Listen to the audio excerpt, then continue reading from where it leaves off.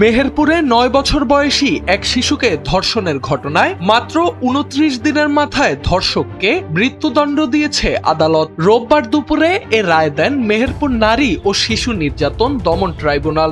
আদালত জানিয়েছেন, দেশের ইতিহাসে প্রথমবার এত কম সময়ে সশরীরে ও ভার্চুয়াল ভিডিও কলে সাক্ষ্য গ্রহণ, জবানবন্দি ও জেরা সম্পন্ন করে এই রায় ঘোষণা করা হলো। মাত্র ৩ কার্য দিবসে ১২ জন সাক্ষীর সাক্ষ্য ও জবানবন্দি গ্রহণ করা হয়। দণ্ডপ্রাপ্ত শাকিল হোসেন মেহেরপুরের গাংনী উপজেলার চাঁদপুর গ্রামের আবদাল হোসেনের ছেলে। মামলার তদন্ত প্রতিবেদন জমা হওয়ার পর সাক্ষ্য প্রমাণ, জবানবন্দি এবং মেডিকেল রিপোর্ট পর্যালোচনায় অভিযোগ সন্দেহাতীতভাবে প্রমাণিত হওয়ায় আদালত তাকে মৃত্যুদণ্ড দেন।